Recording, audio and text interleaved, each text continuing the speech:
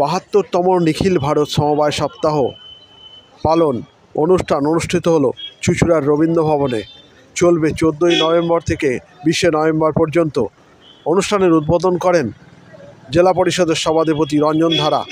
উপস্থিত ছিলেন অতিরিক্ত জেলা শাসক অমৃতেন্দু পাল, সহসভাধিপতি কৃষ্ণচন্দ্র সাত্রা, কর্মাধ্যক্ষ সমবায় মদন মোহন কোলে, জয়েন্ট রেজিস্ট্রার অভিজিৎ সরকার, জেলা পরিষদের মেন্টর সুবীর মুখার্জি, কর্মাধ্যক্ষ মৎস্য নির্মাল্য চক্রবর্তী, কর্মাধ্যক্ষ বিদ্যুৎ নিখিল পাত্র, হায়দার আলী, অনন্য গুপ্তা, নবার্ডের ডিডি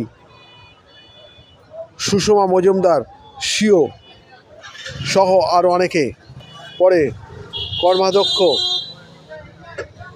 মদন মোহন কোলে জানান, রবীন্দ্র ভবনে কেন্দ্রীয়ভাবে আমরা হুগলি জেলার ৭২তম সমবায় দিবসটি উদযাপিত করলাম।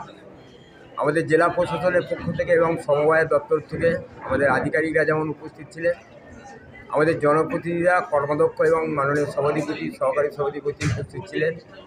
আমাদের জেলার সিআই সাহেবরা এবং সমবায় দপ্তরগুলি থেকে অন্যান্য আধিকারিক এবং এসএইচজি গ্রুপের যারা সদস্য তারা উপস্থিত ছিলেন। আমরা সামগ্রিকভাবে সমবায়ের যে উদ্দেশ্য, সমবায়কে কেন আমরা মানুষের কাছে পৌঁছে দিচ্ছি এবং বেশি বেশি করে কেন মানুষের কাছে পৌঁছে দিতে পারবো বা হবে, সেই আলোচনা আমরা বিভিন্নভাবে করেছি। যে একদিকে আমাদের আধিকারিকরা বক্তব্য রেখেছেন যাতে আরও সমবায়কে আমরা মানুষের কাছে পৌঁছে দিতে পারি, আর উল্টো দিকে জনপ্রতিনিধিরা তারা বক্তব্যের মাধ্যম দিয়ে আগামী দিনে আমাদের চলার পথে তারা ঠিক করে দিয়েছেন।